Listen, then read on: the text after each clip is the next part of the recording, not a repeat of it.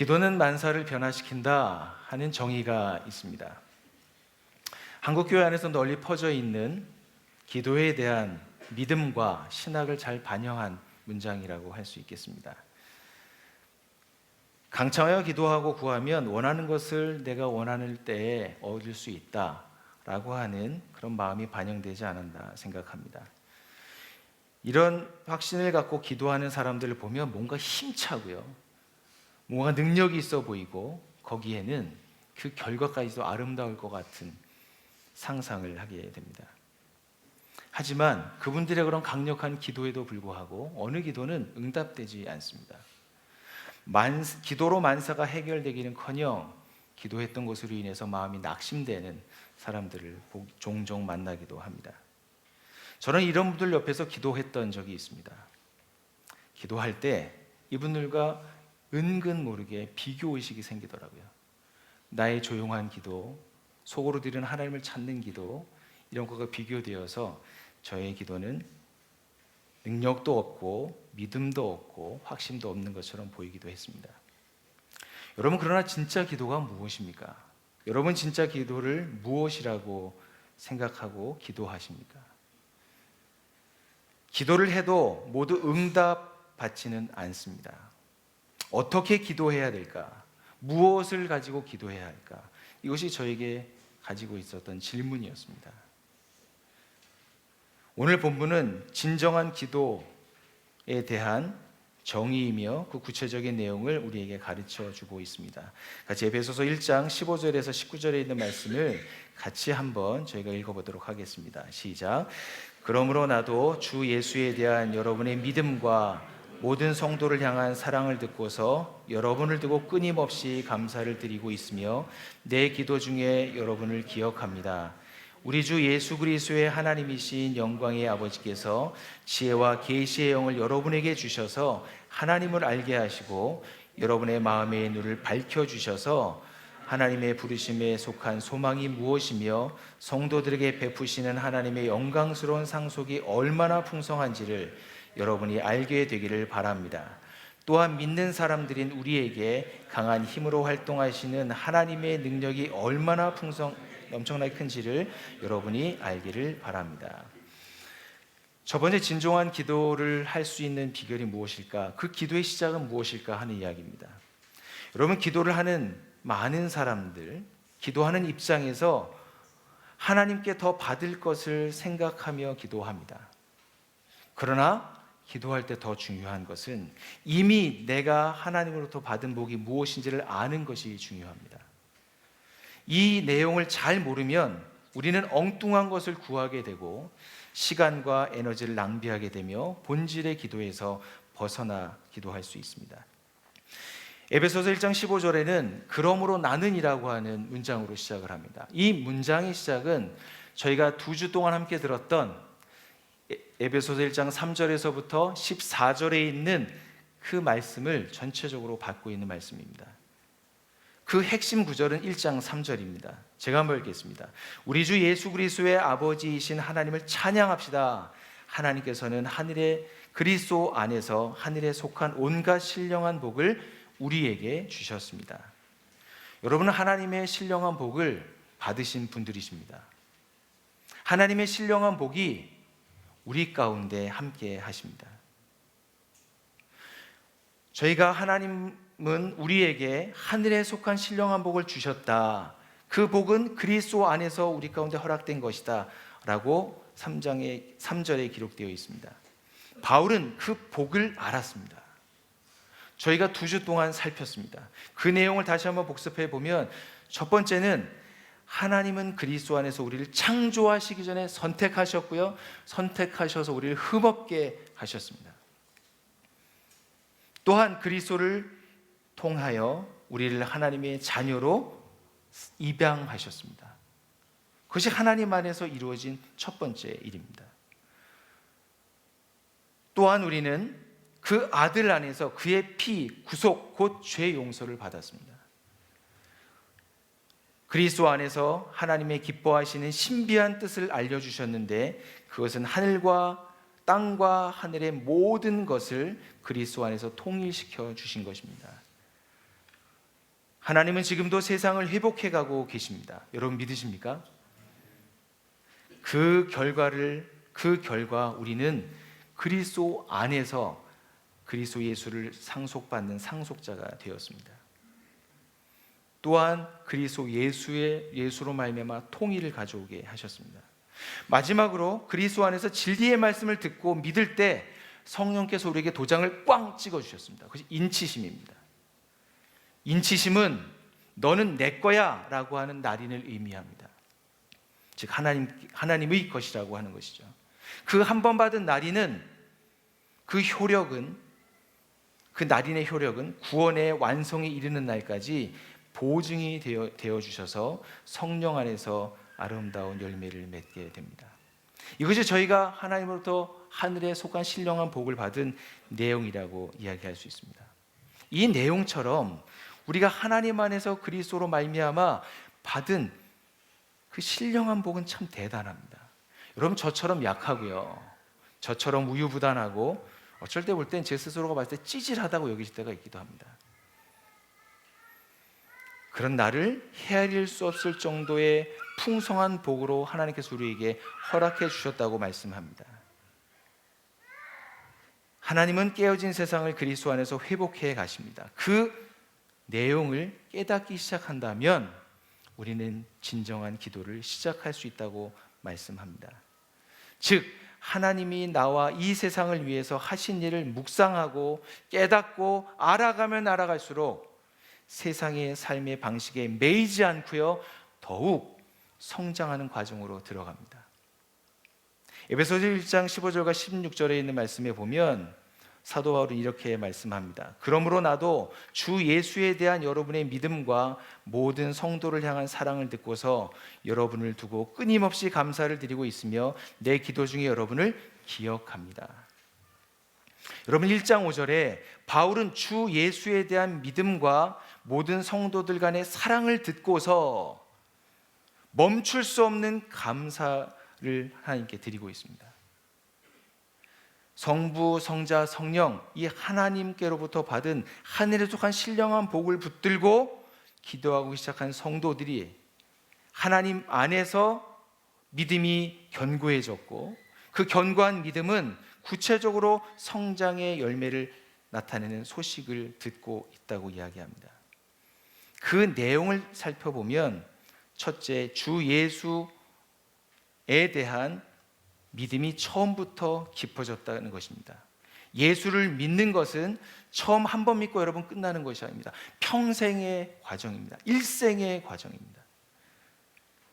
예수를 처음 믿을 때 하나님을 아버지로 알고 고백을 하면서 그분을 신뢰하는 가운데 그분과 인격적인 교제를 통해서 내가 그 안에 그가 내 안에 있는 것을 경험합니다. 실제 하나님 안에 거하는 것이 무엇인지를 배우고 알아가고 깨닫는 과정이 필요합니다. 이렇게 주 예수를 알아가면 알아갈수록 세상의 가치에 대해서 저희는 매이지 않습니다. 자유하게 됩니다. 그 자유한 마음을 가지고 그 신령한 복을 가지고 어떻게 됩니까? 그 깊어진 깨달음의 은혜로 우리는 내 이웃인 성도들을 향하여 사랑의 관계로 발전합니다. 형제를 사랑하며 형제에게 나의 것을 내어주면서도 아까워하지 않고 그 형제를 아끼며 사랑합니다. 그 사랑이 점점 깊어지고 주변에 있는 사람들이 이 사람이 정말 사랑하는 관계이구나 하는 것을 알게 됩니다. 여러분 이 일이 구체적으로 이루어지는 것은 조금 전에 같이 우리 한일가족 우리 김재진 가족께서 말씀하셨던 가정교회 안에서 이루어지는 일입니다. 가정교회로 모이면 지난주에 들었던 말씀을 중심으로 삶을 나눕니다. 그 시간에 우리는 진실한 관계 안에서 우리의 전인격이 무장해제됩니다. 그 시간에 참석하는 모든 가족들은 내 삶의 일주일 동안 역사하셨던 하나님을 고백하는 메신저가 됩니다. 그리고 듣는 사람들은 그 메시지를 들으면서 내 삶에서 역사하신 하나님을 성찰합니다.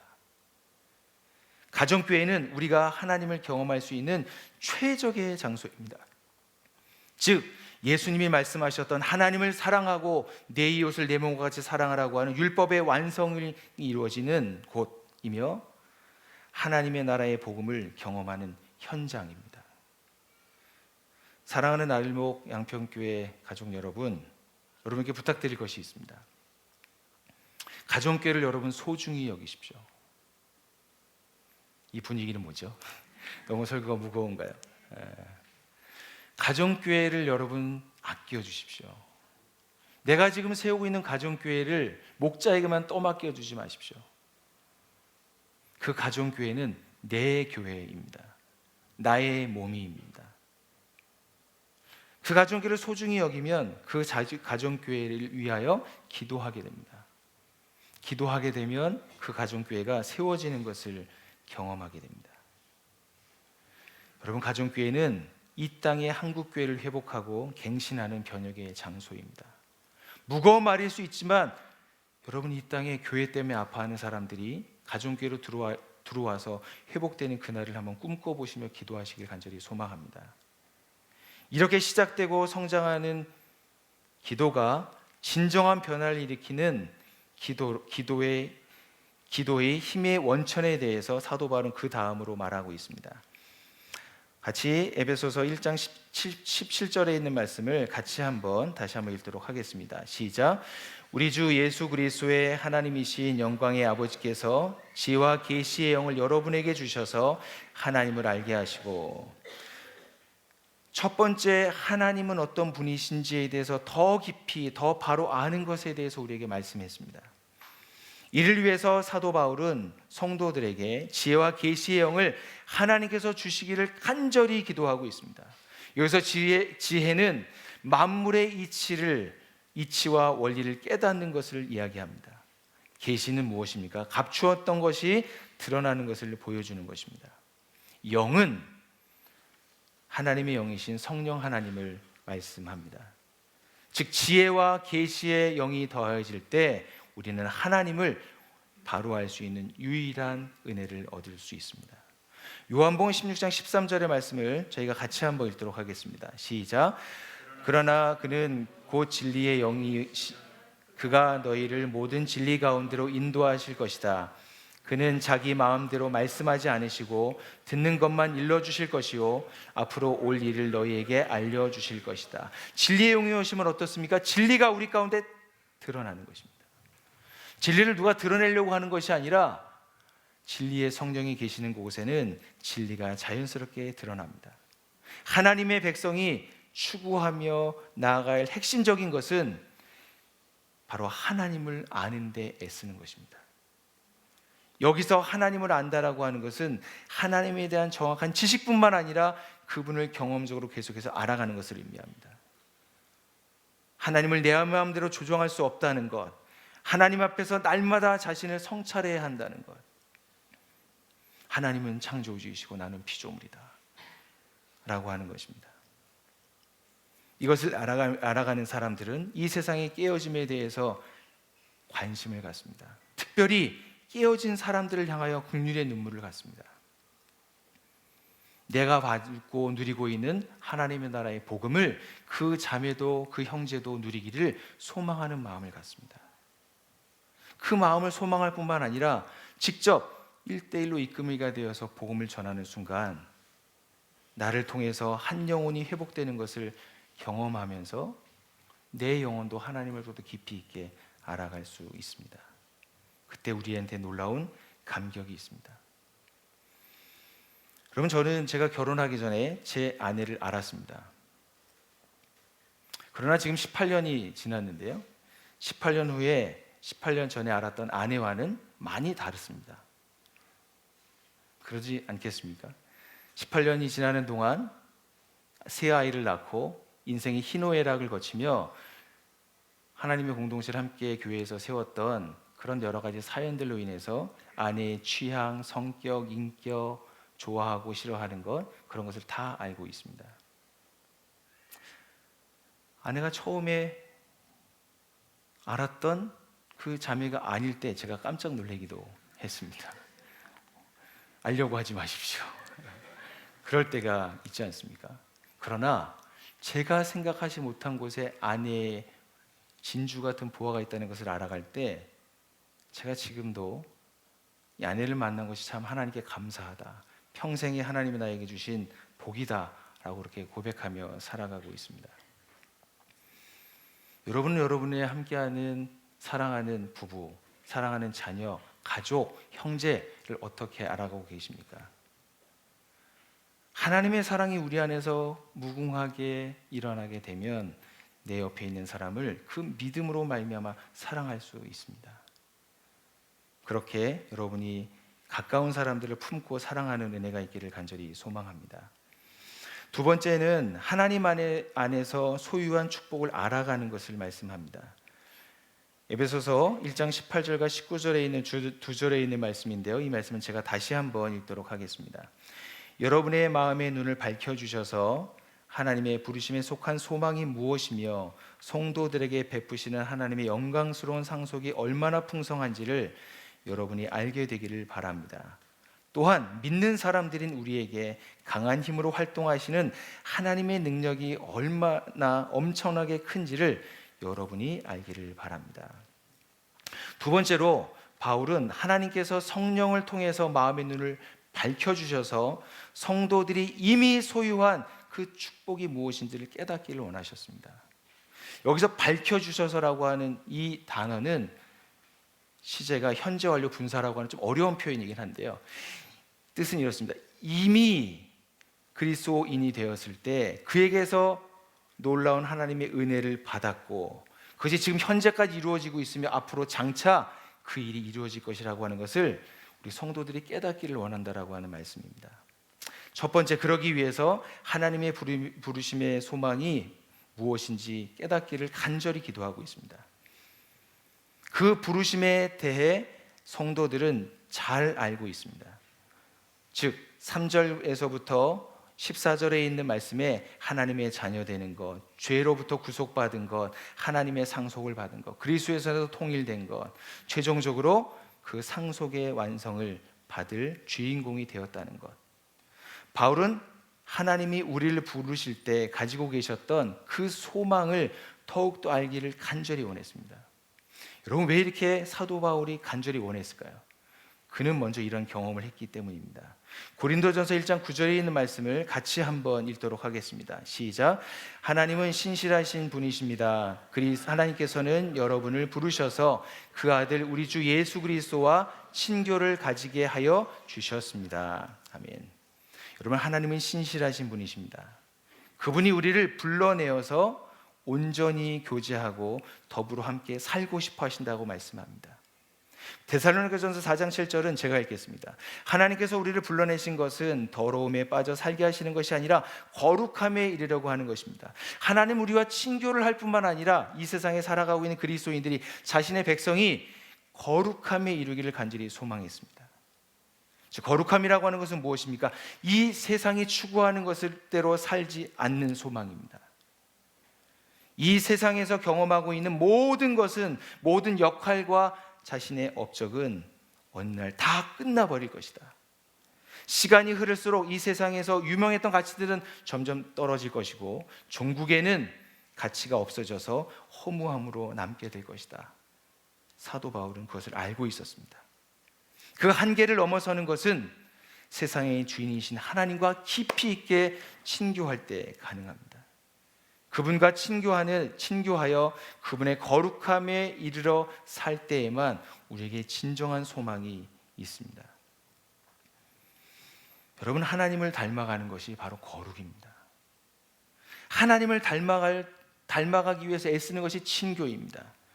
그러니 거룩한 친교를 할 때 우리는 하나님을 닮아 있다고 말할 수 있습니다. 그분을 결국 닮는 것이 부르심의 소망임을 저희가 잘 기억하시기를 간절히 소망합니다. 두 번째는 성도 안에 있는 하나님의 영광스러운 상속이 어떠한지를 깨닫기를 원합니다. 성도가 받을 영광스러운 유산이 무엇인지 의미를 깨닫기를 원했습니다. 바울은 이 축복이 너무나도 놀라운 것이어서 그 표현에 아주 심혈을 기울입니다. 다시 한번 읽어보면 성도들에게 베푸신 하나님의 영광스러운 상속이 얼마나 풍성한지를 알기를 원한다라고 말씀합니다. 우리는 하나님의 나라의 복음에 여러분 기초에서 저희가 살고 있습니다. 이미 임한 하나님의 나라를 저희가 이 땅에서 살아가는 동안 살기를 소망하고 있습니다. 그리고 완성될 날을 기다리죠. 그런데 제가 이 말씀을 좀 묵상하면서, 그런데 완성되고 난 그 이후에는 어떤 일이 있지? 라고는 질문을 던지는데 제가 그 질문에 답을 잘 못했습니다. 유산이 있다고 알고 있긴 한데 그 유산의 내용이 무엇인가 하는 것이었습니다. 내가 더 이 일을 알기 위해서 깊어져야 되겠다, 하나님께 여쭤야 되겠다, 그 옆에 나아가야 되겠다 하는 마음을 가졌습니다. 여러분은 어떠십니까? 우리가 믿고 있는 하나님의, 이미 임한 하나님의 나라를 살고 있고 완성될 나라가 있는데 그 이후에 어떤 것이 있는 것들을 소망하면서 여러분이 주님을 따라가고 계십니까?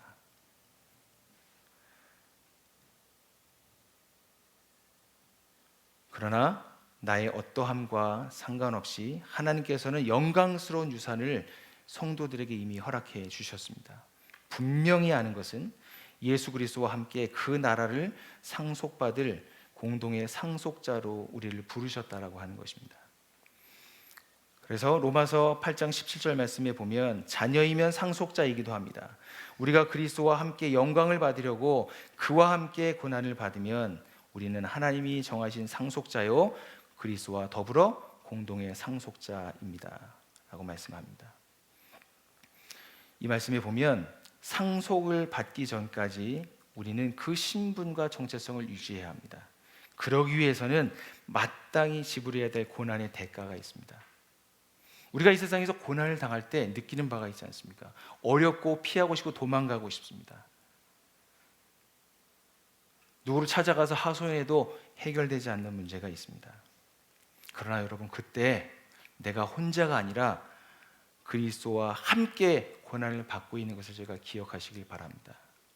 내가 혼자가 아니었음을 알 때 그리스도를 의지함으로 그 고난을 넘어서고 공동의 상속자가 되어지는 그날까지 승리하게 될 줄로 믿습니다.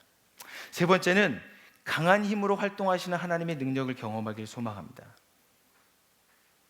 19절에 있는 말씀인데요, 또한 믿는 사람들인 우리에게 강한 힘으로 활동하시는 하나님의 능력이 얼마나 엄청나게 큰지를 여러분이 알기를 바랍니다. 바울은 하나님의 능력이 크심을 전달하려고 강력하게 표현을 합니다. 강한 힘, 하나님의 능력, 엄청나게 큰지를, 그래서 개역성에는 역사하심이라고 번역되어 있습니다. 이 모두 다 하나님의 능력을 더 바치고 있는, 그 능력이 얼마나 다양하고 큰지를 나타내주는 표현입니다. 능력은 과거뿐만 아니라 지금 우리 중에 여전히 경험되고 있는 하나님의 능력입니다.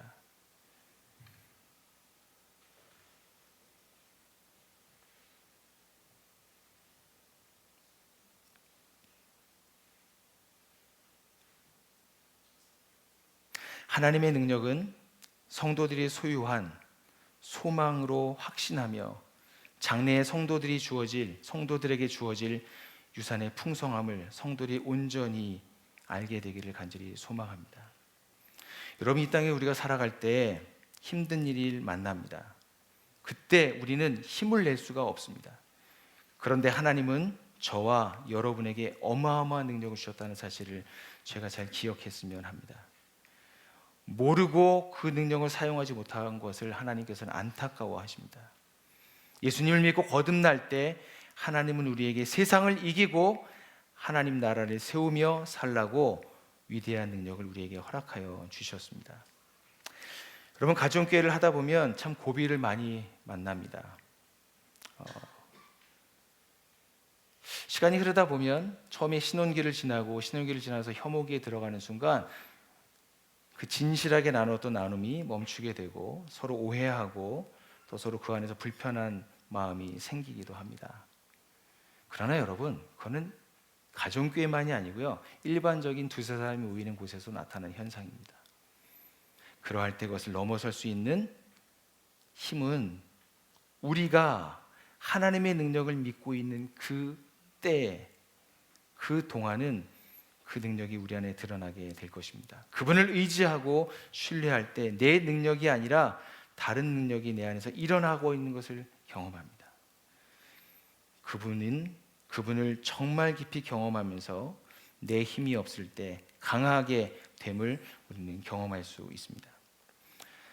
여러분, 사도 바울 선생님이 우리에게 가르쳐주는 하늘의 신령한 복을 우리에게 허락해 주시길 원했고, 그것이 우리의 삶 속에 진정으로 변화를 일으키는 원천이 되기를 간절히 소망했습니다. 우리가 나들 양평교회가 진정한 변화를 일으키는 성도와 교회가 되기 위해서 여러분과 같이 말씀을 나누고 싶습니다. 첫 번째는 하나님을 알아가는 습관을 훈련하는 것입니다. 여러분, 에베소에 있는 성도들은 바울의 기도에서 우리가 깨달은 것은 삶의 현장에서 하나님을 바로 알아가는 일을 간절히 소망했습니다. 내가 믿는 하나님이 어떤 분이신지 좀 더 알고 깊이 알고 경험으로 알아서 하나님께서 베푸신 축복이 얼마나 큰지를 알길 원했습니다. 우리에게 베푸신 능력이 얼마나 강력한 것인지, 그 결과 우리는 어떠한 정체성을 갖게 되었는지 우리에게 알기를 원하셨습니다. 여러분, 이렇게 하나님을 알아가는 습관을 들이기 위해서 우리에게 가장 필요한 것은 하나님 앞에서 시간을 떼어내는 데 있습니다. 하나님과만 만날 수 있는 장소와 시간을 찾아가십시오. 새로운 습관을 들기 위해서는 적어도 한 달 이상이 걸립니다.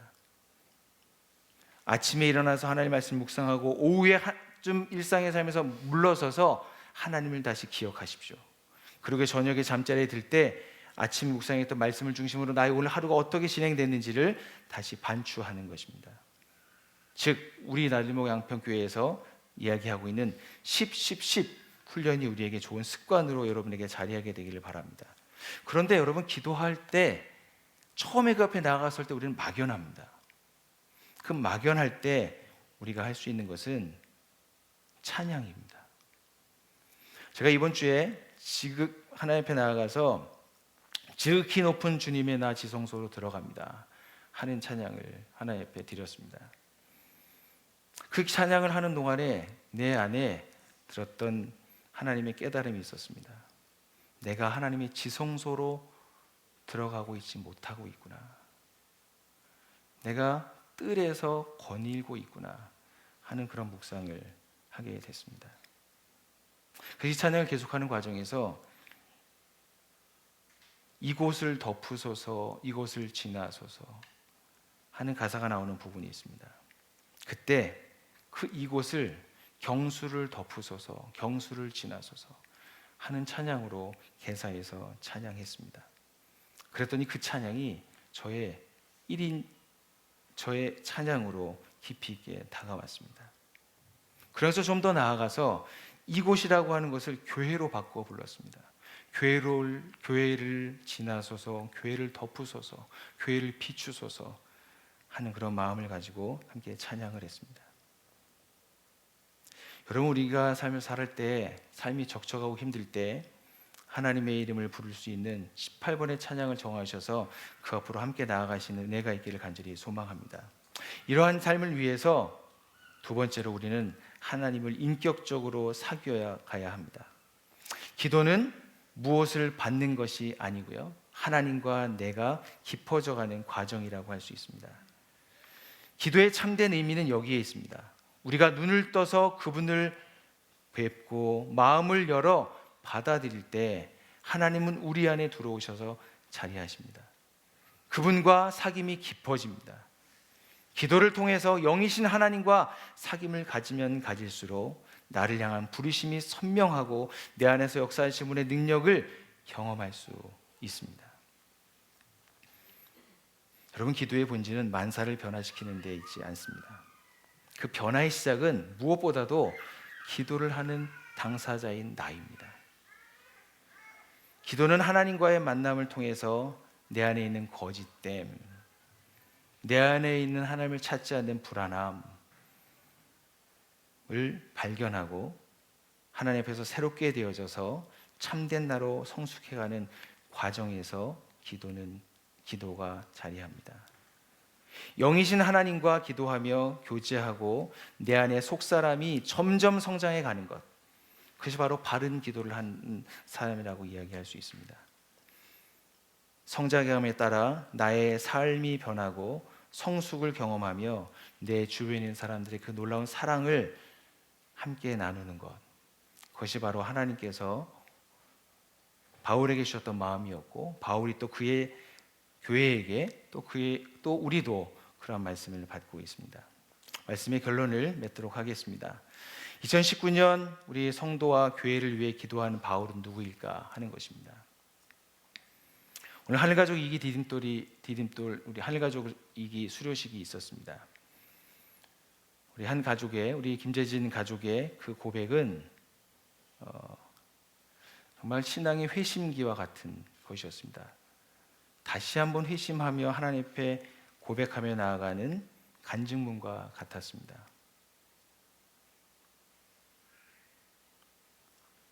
다시 발견한 하나님의 그 놀라우신 능력을 가지고 김재진 가족은 앞으로 하나님 앞에서 기도할 것입니다. 바로 지금 여기에서 바울의 심정을 가지고 기도하는 또 하나의 하늘 가족이 생긴 것, 우리에게 여간 기쁜 일이 아닐 수 없습니다. 우리 나비망평교회가 이 일을 앞으로 우리의 삶의 현장에서 계속해서 진행하는 은혜가 있기를 간절히 소망합니다. 시간에 같이 들은 말씀을 생각하면서 1분간 침묵하도록 하겠습니다.